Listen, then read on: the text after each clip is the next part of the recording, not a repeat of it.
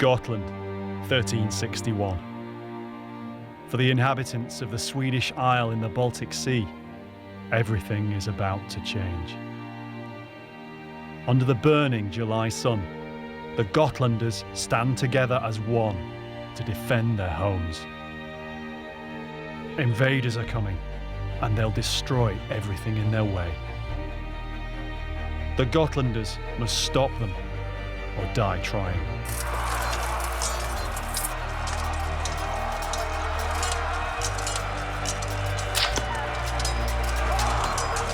For over 600 years, no one knew for sure what happened that day. Now, archaeologists are uncovering evidence of a desperate battle in the marshes at a place called Mästerby. Having seen their fathers and sons and so on died, everyone panicked and fled. A medieval battle is a fight for your life. If you're on the losing side, you're more than likely going to die. You're going to die all over it. The defenders of Mästerby stood alone. The medieval world, the 5th to the 15th century. A team of archaeologists investigates medieval life by exploring the world of the medieval dead. We have a classic view of the storybook medieval life. We don't hear the stories about the common man trying to keep his family alive. In our stores there are hundreds, if not thousands, of skeletons. Archaeologically speaking, we can now focus in on the medieval dead people. You're looking for clues in the skeleton all the time. And you couldn't help almost look through their eyes thinking, what did they see? How did they die?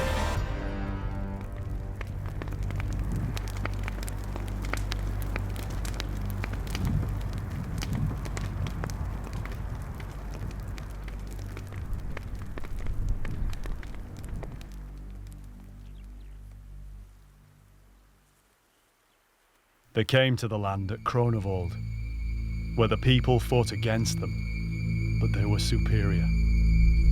Then they gathered again and fought at Mästerby. The second day, a third battle was fought, and the Gotland militia defeated, the others taken prisoner. They let a stone cross be raised for commemoration.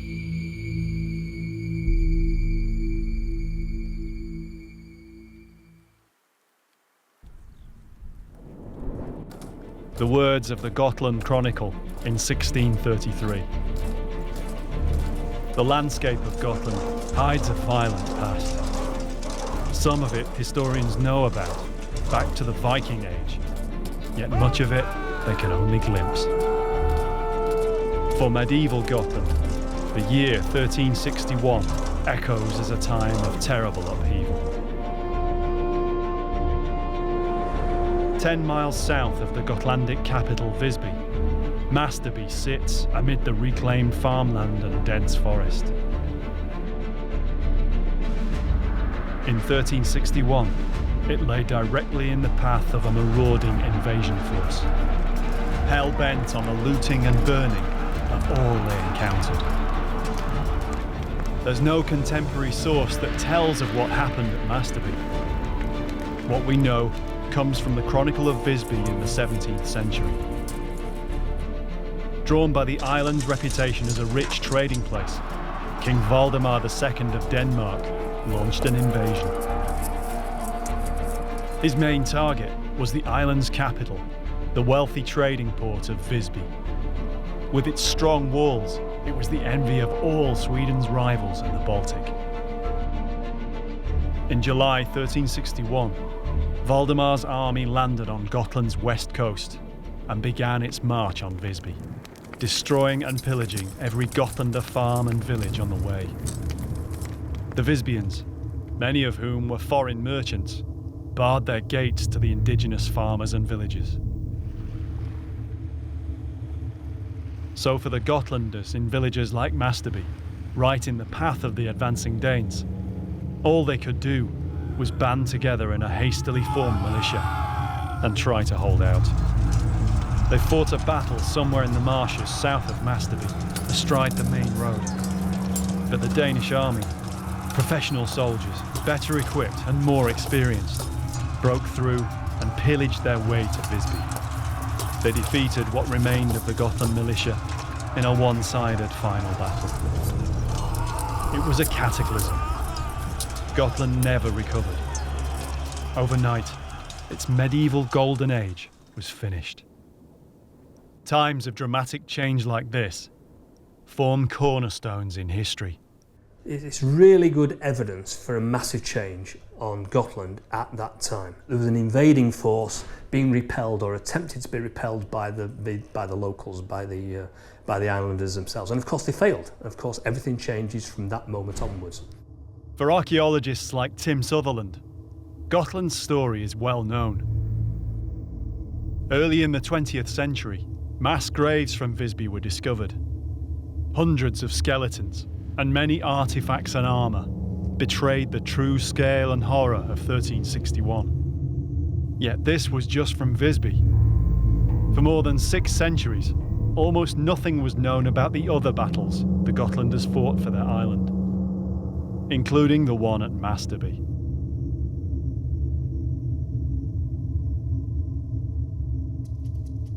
In 2012, Tim carried out an archaeological survey of the Visby graves, partially excavated more than 70 years ago. It's one of the most important sites in medieval archaeology. Yet it's now heavily developed, and there's currently little scope for more archaeology there. But there is new work being done elsewhere on Gotland by a team of Swedish archaeologists.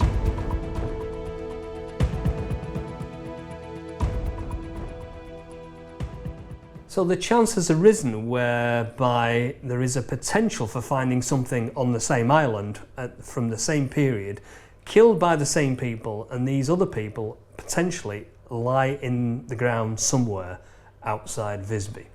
And the locals have initiated an archaeological project whereby they've started to look for a medieval battlefield, and they found it. Almost unbelievably, they found evidence of it. They found crossbow bolts and bits of sword and weapons. Finding evidence of lost medieval battles is extremely difficult. Tim knows because he's tried. He's one of the world's foremost battlefield archaeologists and made his name excavating mass graves from the Battle of Towton in England. For this reason, he knows what's been done at Mästerby is very important. So he and metal detectorist Simon Richardson are on their way to Gotland, where they'll lend their expertise to the ongoing project. Their work at Towton was made easier because it was a recognised historic battlefield, its location well documented. For many long years, Mästerby, though, was a lost battlefield, with no contemporary records and only the oral tradition of the locals to keep its memory alive. Yet there is one other clue as to what happened there. Standing not far away from where they found all these fragments of medieval conflict, there is a very large standing stone cross. And this has all sorts of stories associated with it. The Mästerby cross stands alone in the fields, a few metres from the road just outside the modern village. It's one of the things that's hooked him into the project. No one knows for sure how long it stood, nor even why in fact it's there, adding to the intrigue. The cross has been moved. It used to lie down. It's been moved from a great distance away. It's been moved from a short distance away. My instinct would tell me that you do not move large stone crosses like that unless there's a very good reason, in which case it might have fallen over, in which case somebody might have just put it back up again. But there's a very good chance that the area around that stone cross contains the graves of the people that died in the Battle of Mästerby in 1361, just before the Battle of Visby. So there is almost a once-in-a-lifetime opportunity of finding a parallel to something like Visby, which would be phenomenal. We've potentially got evidence for another mass grave or another series of mass graves down the road at Mästerby. And so are there parallels? Are they completely different or are they exactly the same? And we don't know. And that's one of the interesting things that we'd like to find out. The project centres around the present-day village of Mästerby. Gotland is known for its many medieval churches, many of which date to long before 1361. Somewhere near the church stood the medieval settlement, but no traces remain on the surface. It's an almost entirely local team. Most are amateurs, with some professional archaeologists. They all know the stories of the Gotlanders' battle here, and for the last few years, they've been committed to keeping its memory alive. Maria Lyngstrom is the project leader. She's a professional archaeologist and was born and raised in Mästerby, and so has a strong personal affinity with the story. She wants to find out the real facts to back up what she learned as a child about the people who gave everything to defend the village more than 600 years ago. The first thing they had to do was to verify there was any kind of medieval activity there at all. Each year, they run a metal detecting survey to cover a different area of the grid. Slowly, they're gaining an insight into what happened here in 1361. The most important thing is to trace the actual outline of the battle area, piece by piece, grid by grid. The finds are scattered through the fields, lying for the most part right where they fell in the ground, dropped by a fleeing defender or an advancing invader. Now, more than 600 years later, fellow Gotlanders search for this evidence of their forebears. Simon Richardson's experience helps with this. He's one of the most experienced battlefield metal detectorists in the world. While Simon heads out into the fields with the metal detecting team, Tim prepares for a different kind of survey at the Mästerby Cross. He's joined by Helen Goodchild from the University of York in England. She'll help Tim carry out a remote sensing survey around the area of the cross. The site of the Visby graves was marked by a similar stone cross. No one knows whether there are burials at Mästerby.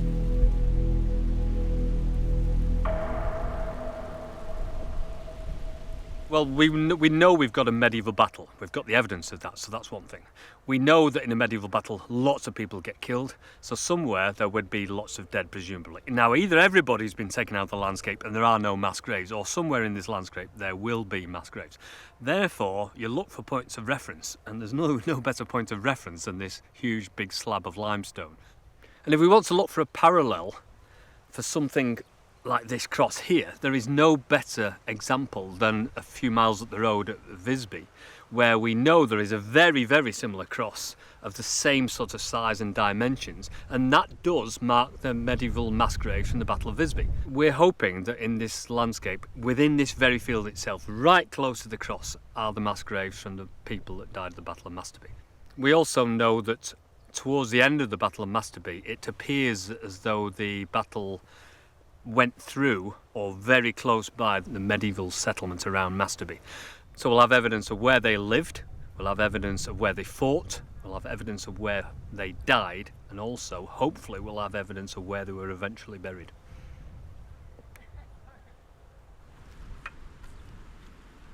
Tim and Helen are using a range of techniques to try and detect any graves that might be here.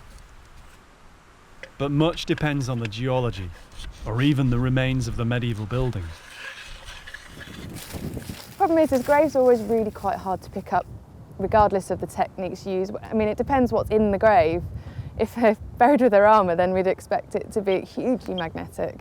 It'll just be a giant anomaly. But if they haven't been, it might be more difficult to detect. And in fact, it might be that the later settlement is going to obliterate any traces of that at all. So, I mean, we've already found that we're picking up what look like walls and stuff from perhaps a later farmhouse. So, if we're lucky, we'll see the grave as well. If we're unlucky, we'll get a lot of post-medieval structures. Ground-penetrating radar will enable them to look for large shapes or displacements up to several metres down into the soil.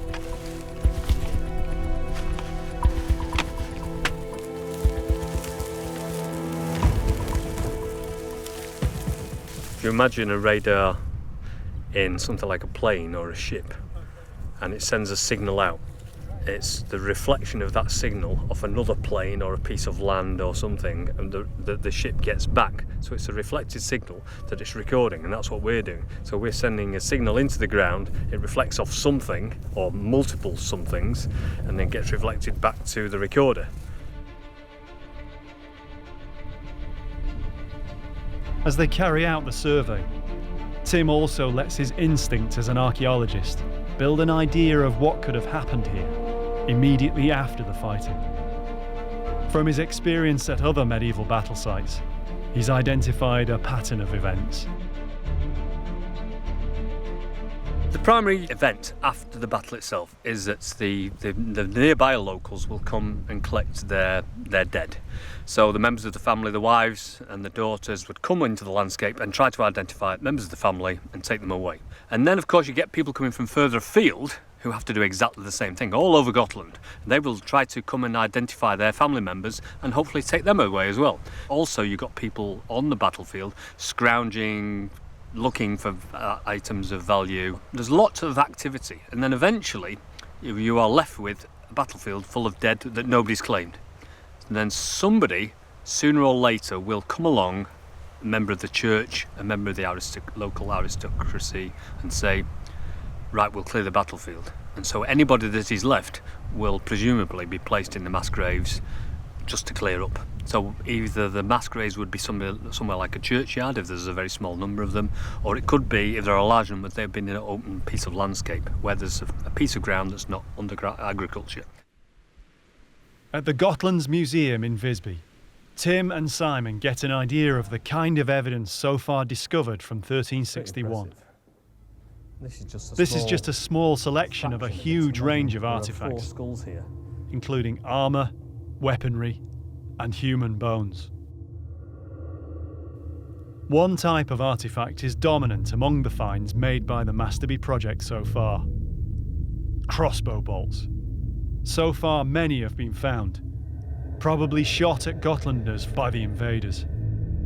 Valdemar's army is known to have included German mercenaries, possibly some of whom were crossbowmen. The crossbow was a weapon feared on the medieval battlefield. It required less skill and strength to use than a longbow, and so was seen as a devilish, unfair device. A medieval terror weapon, ideal to break a lightly equipped militia like the Gotlanders and drive them back in panic. This glass case contains essentially the Mästerby collection, and if you can see, these are the classic crossbow bolts, and the second back from the right there is the classic short, stubby but heavy crossbow bolt, and this is from the battlefield at Mästerby. So you brought one with you. It's essentially the same size, shape and weight, because it's not a little bodkin, it's not a very narrow, slender artefact, is it? It's a big, heavy, serious piece of kit. But this is a Mästerby collection, so this has come off the Mästerby battlefield. Yeah. So basically these are crossbow bolts, there's no denying that, is there? Yeah, I mean they're all the standard form, aren't they? But just varying size. So that's important because we're getting continuity now between what is essentially being used across Europe at that time, and we've got them on the Mästerby battlefield and we've got them on the Visby battlefield. So it's all the standard kit around that time. It's a short, stubby head as well. It's not a long, slender, like a bodkin arrowhead. So if it hit you in a piece of flesh, obviously you'd survive, but if that hit you in the face or in the head, it would take you down and you wouldn't bother getting up again. Tim and Simon head out into the field to help with the survey. They soon find it's not a straightforward place to metal detect. It's going really well. It's hard work. There's so many nails. Literally pounds and pounds of them in weight. So yeah, you're on your knees every 5 minutes and digging. But everything has to be investigated, so you could leave what you think's a nail and it could be a chainmail link or a fragment of something else.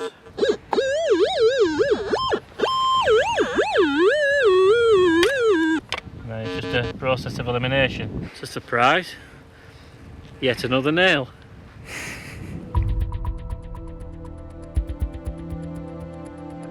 The many nails are a hindrance to the metal detecting team. Scrap from more recent eras is a problem on most historical sites, especially on fields used for agriculture for hundreds of years.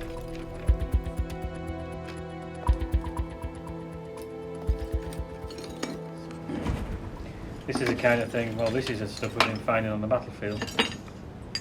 Mainly made up of nails and wire. There is the odd item, which is a fair bigger. A lot of agricultural stuff. Got a piece of wire. Yeah, I mean, it's frustrating finding this sort of thing, but it's what you have to go through. It's part of the process. You have to remove these items to find, the battle-related things. Yeah, I mean, something like this, looking at the metal, it looks quite old to start with. And maybe initially when it comes out of the ground, you know, it could be mistaken for a part of a knife. On further inspection, it's all it is it's a small adjustable spanner, quite an old one. With all this background noise to search through, Simon needs more than his technical ability. Decades of detecting on medieval battlefields means he too has a strong instinct for where to look. When you're doing these surveys, when you are walking around, you try and imagine the flow of the battle, where the most advantageous place would be to stand your army.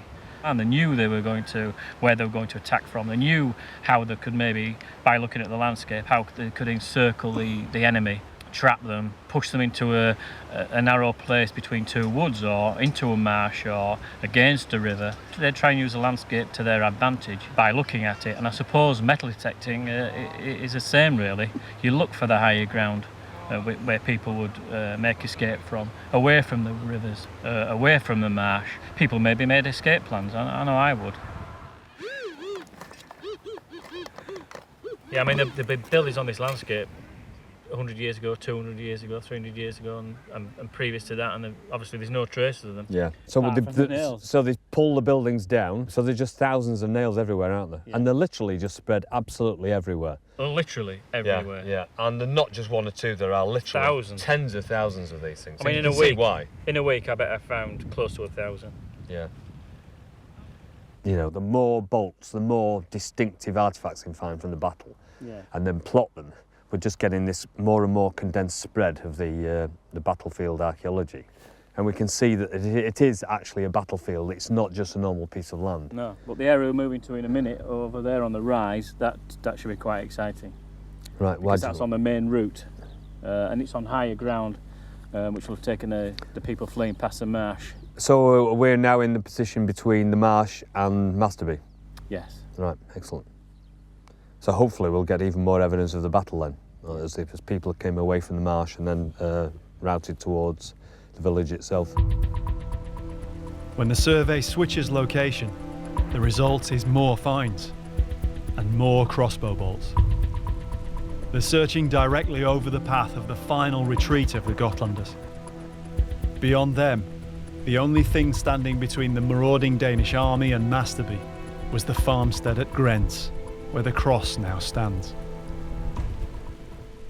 So what sort of stuff have you been finding then? Yeah, it's been a really good survey this year. This is what the bolts usually look like. Pretty ugly. Yeah, it doesn't look like a crossbow bolt when you first pick it up, does it?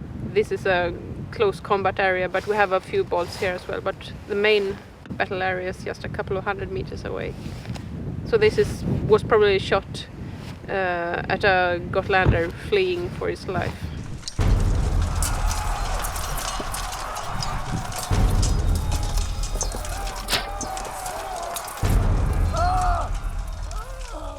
Wow, that's a good one. That's a superb one. Yes. That's what you would recognise as classic crossbow bolt. They are in different sizes, aren't they? Yeah, They're not all the same size. Yeah, They're big ones and small ones. Yeah. Over the past few years, the surveys have discovered almost 50 bolts like these. All conflict is brutal. People do get killed, and they get killed in horrible ways.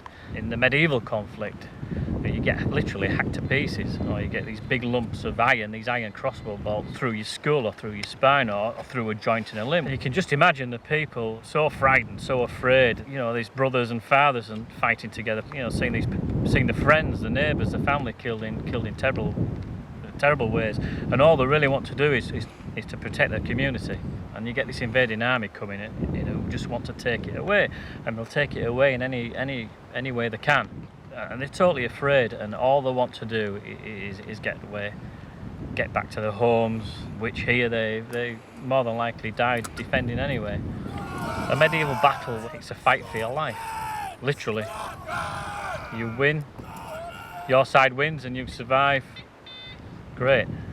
If you're on the losing side, you're more than likely going to die, and you're going to die a horrible death. The bolts are a grim reminder of what must have been a terrifying experience. To be pursued across the marsh, under fire. With Simon's help though, this year's survey has uncovered many other important finds. Some of them could relate to the fight the Gotlanders put up against the Danish and mercenaries. This is a really interesting find that we made yesterday. It looks like the pommel of a sword. This is the upper part of the sword. These fragments are extremely rare, and further evidence of the medieval battle which unfolded across these fields. Here you have the crossguard and the rest of the sword down here. In all, I think this is a second pommel we have. I think most of the swords were taken away by the survivors, so it's really rare to find swords like this. And here we have a buckle. I think it fits in perfectly with a picture of 1361. There are quite a few parallels of that from the Visby graves. Yes. But it's quite a broad one, it's quite a broad belt. Yeah. For a heavy belt, is it maybe a sword belt? Yeah, it could be a sword belt or something, yeah. There are also pieces of armour, again extremely rare to find in situ on a battle site. This is a really promising find as well. Might be a lamella. See the holes here. Lamella armour was formed of many overlapping iron scales, or lames. It was a style that dated back to Viking times on Gotland. Well, lamellar armour is armour that is made up of small plates. So what you would do is you would have a series of these next to each other, overlapping each other, all riveted or tied onto something else, and it forms it's almost like a suit of mail, except it's made of plates instead of little tiny rings. So the fact that this has got little holes in it suggests that it might be actually part of an armour. Complete examples were buried on bodies in the Visby graves. But here at Mästerby, the finds are evidence of the armour's use in battle.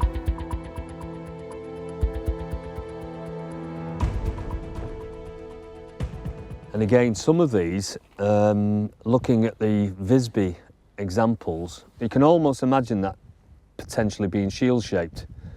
And some of the armour actually has copper alloy designs on the armour itself. So some of these might not even have just been plain, they might have been decorated as well. Tim heads back to the cross. With the radar survey complete, he and Helen use another means of inquiry to try and unlock its secrets. We were told by the locals that there was no inscription on the stone. And so I thought that was quite unusual for quite an elaborate cross like this, and also considering that it's so similar to the cross at Visby, which has got a very elaborate and ornate inscription. And so when we came up here, as you can see, the lichen covers it so well and disguises it.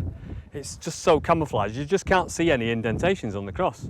One of the questions one has to ask is, why is a big cross of this stature standing in the middle of a field in what seems to be a completely agricultural landscape? Automatically, questions spring to mind. Is it related to the battle, and if so, is it the memorial cross of the mass graves that possibly lie underneath it? Or is it just a memorial to the battle itself and the people who died here? It is possible that underneath and around this cross are the graves of the people who defended this landscape in 1361.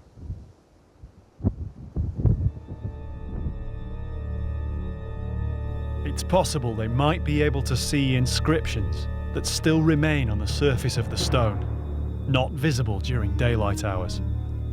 All they have to do is wait for darkness. The idea is that we're going to shine a raking light across the surface of the stone. And the reason behind that is that by using a very low light against the surface, it will cast very deep and recognisable shadows.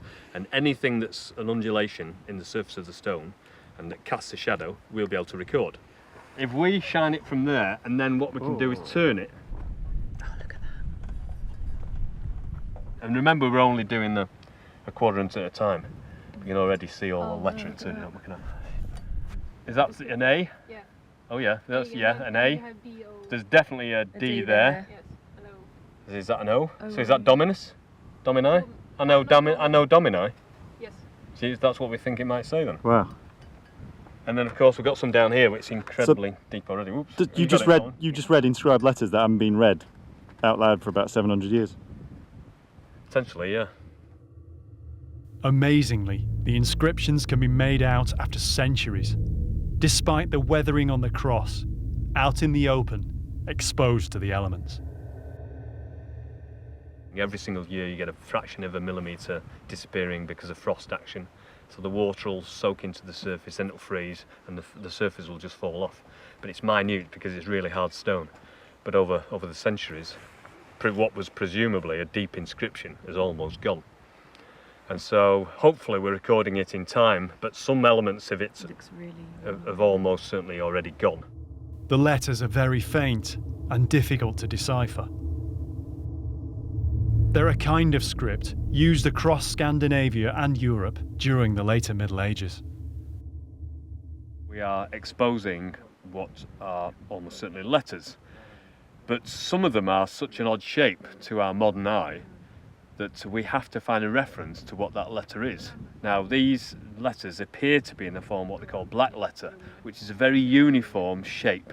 But what we need to do is to compare known black letters to what these letters are on the inscription. And so we will find some that are nothing like similar. And then we'll find some that are exact replicas, like the letter D. We know that is a black letter, letter D. Yes, I think these dots separate two words. So we have the last letter here, and then the other word starts with an O or a D. That's not a black letter D though. This is a typical black letter D. Yeah. Then it's an O. With a tail on, so it would have to have a tail. Okay, so it's an O then. So it's an O or something similar. Yes. Yeah. And it's very rounded for a black letter. So it may be that somebody's even cleaned it up again. These two are incredibly deep. They are really deep. It's either that or it's just for some reason it's very hard around there, it's not eroded. But we've got such a good letter there. That's beautiful Yes. up there, isn't it? That's just... Yes. But it's a minuscule, or what do you say? It's a small A. Yes. Although it's in Large the beginning. Yes. type, yeah. Yes. For Maria Lyngstrom, it's an important discovery. She's known about the cross since childhood, growing up in Mästerby. But she never realised it still bore these hidden inscriptions. Really excited. Yes. Considering it wasn't supposed to have an inscription on it anyway, this is absolutely fantastic. Yes. So we now know that it once had a full inscription, and it's just worn away. I was born here, so I've seen it all my life, and I've always been told that the cross was blind, and that's why we haven't Blank. Blank. So there's no Yes. inscription on it. So Yes. you were always told from a Yes. very early age Yes. that this was a blank cross. Yes. And now, how do you feel about seeing this for the first time? Oh, this is amazing. This is Must be so unusual. dream coming true, Yeah, really. fantastic. Yes. Part of the inscription seems to be Jacobi, which may refer to St. James's Day, just prior to when the Battle of Visby is known to have taken place. It could just be coincidence. Okay, ready. So the cross in Visby has got an inscription that's got the date of their battle on it. Yes. And that was, what date was that? 3 days after, I think, Jacobi then. It must be, since it's the 27th 27th. of July. So if this has got Jacobi written on it, which is St James's Day, then that would refer to a medieval Saint's Day, which very coincidentally just happens to coincide with the date of the Battle of Mästerby, which is fantastic. So it does look as though we've got a medieval cross with an inscription on it, which we didn't know existed, and the inscription might just say Jacobi on it for James, St James's Day, which is the date of the Battle of Mästerby. That'd be unbelievable to discover that for the first time. Out in the fields, Maria and the metal detecting team are back at work. They're on the northwestern shore of what was the shallow lake in medieval times. It's the area across which the defenders fled after they failed to stop the Danish advance. We're actually on the shore of the lake now. You can see it dipping down a bit over here. And there we have the former lake. It was ditched out at the end of the 19th century. So it's not a deep lake then, it's a shallow... Shallow, yes. Yeah. And 1361 is supposed to have been a really dry and hot summer, so it was even shallower. But the marshy lake bed wasn't enough to stop the Danish advance.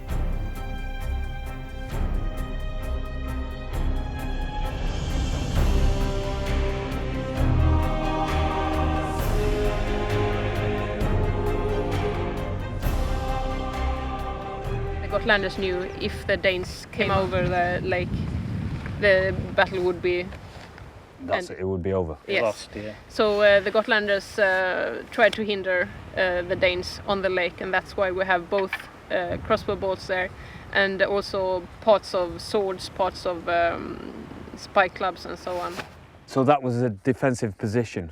Yeah. They tried to prevent them from crossing that lake. Yeah. And they failed, obviously. Yeah.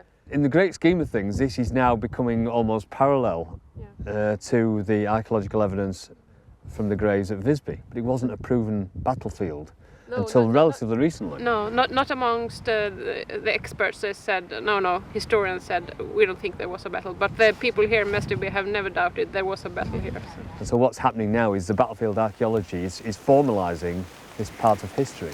And of course now you can rubber stamp it and say there is definite proof of medieval battlefield in this landscape. The weather closes in as this year's survey is almost complete. Just beyond where the team have been working, the land shelves down to where the heaviest part of the fighting probably was. The close combat area. The two sides more than likely met in the narrow part of the shallow lake, as the Danish and mercenaries forced a crossing to outflank the Gotlanders. Yes, we think that the Gotlanders had a gathering point here on the northern shore of the lake, and that they met the Danish army actually on the lake, on this narrowest part. So there were two lines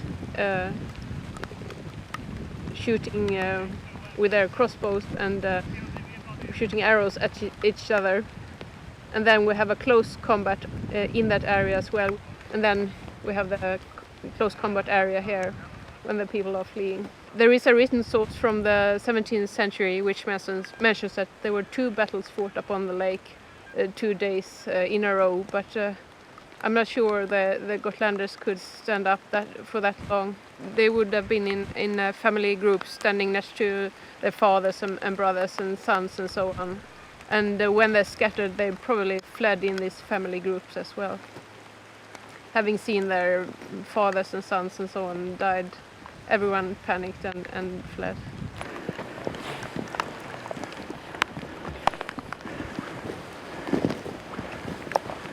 How many battlefields now? How many? Too many to count. About my fourth medieval battlefield. Probably one of the most interesting. As the team head out of the field for the final time this year, they're following the route the Gotlanders probably took as the survivors fled back to the village. Tim has seen the signs of this kind of panicked rout before, on other sites, other battlefields. Obviously where things aren't is almost as important as where things are, because then you know the shape of the battlefield itself. And there's usually a big block, a mass of artefacts, and then it usually tails off in one direction, you know, either north, south, east or west or whatever. And eventually it just fades away into nothingness. As the people ran away and were either they escaped or they were killed.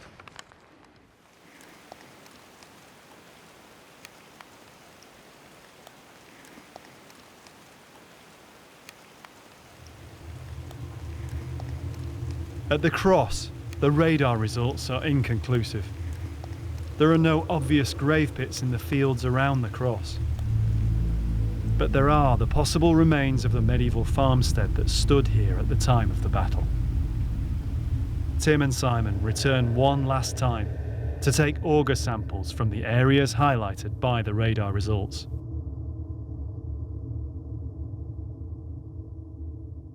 We're augering mainly to look at the subsurface structure of the soil.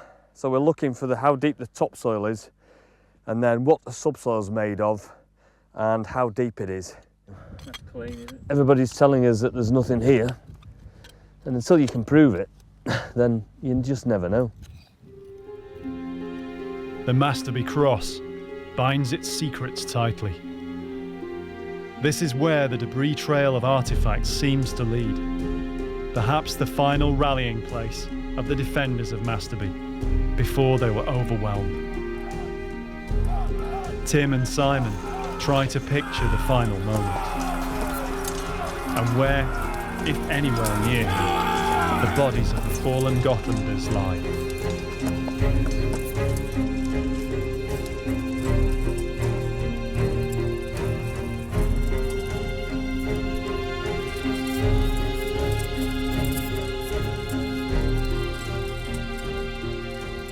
The location here is at the end of this tail of archaeological evidence of the battle. So we're getting crossbow bolts, we're getting bits of armour and all sorts of things. And this is, to all intents and purposes, the tail end of it. So if we've got the mass of the battlefield there, one would expect the majority of the people to be buried there, at least temporarily, and then taken to the church later on. But if there was a settlement here and this is part of the route, then is it possible that this is where people were fleeing to? And then there was like a horrible situation occurred here that was memorialised not just for the battle, but for the for the carnage that took place. Most of the artefacts are in what we believe to be the centre of the battlefield. Yeah. But you wouldn't move a large number of dead people from there to a spot like this, No. which is a few hundred metres from the church. If you're going to all the effort, all the trouble to move them from there, which is a lot of labour, you carry on to the church Yeah. and bury them in the cemetery. Yeah. So why is this memorial stone here? Maybe this memorial is just commemorating, this is the area of the old village, this is where maybe the last stand was, so we'll put the cross here. It doesn't necessarily mean they're buried here, Yeah. it just means where everything sort of ended. You know, this could be the beginning of the route where they just start fleeing back towards Visby, and the locals obviously get caught up in it. Yeah. So it might mark the transition point. Did they actually exhume the graves from the battlefield and take them into the consecrated ground, or are they still there on the battlefield waiting for us to find? Oh, there are several graves between here and the main concentration. Yeah, in the game. And as for the Danes, the enemy, would they go to much trouble to bury those? I don't think so. No, I don't think so, because they'd be too busy going towards. They hadn't reached their objective yet. Their objective was Visby. I mean, if the local population's wiped out, there aren't going to be many people around. Exactly. All this landscape would have been decimated, wouldn't it? Yeah.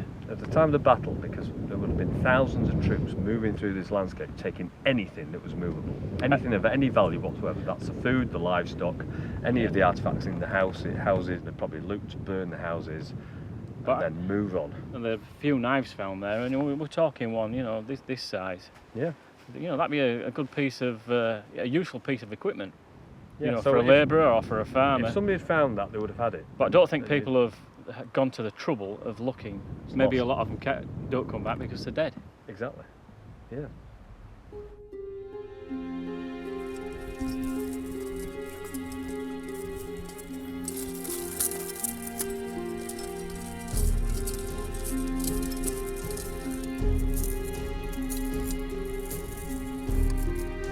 Whatever happened here in the hours and days following the battle, the walled city of Visby capitulated soon after. And with it, the whole of the island fell to Valdemar and the Danes.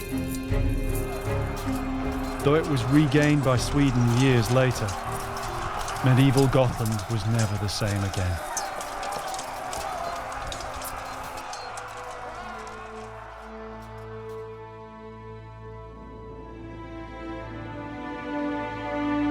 Like their brothers in arms who filled the grave pits outside Visby, somewhere in this landscape, so far undiscovered, lie the defenders of Mästerby.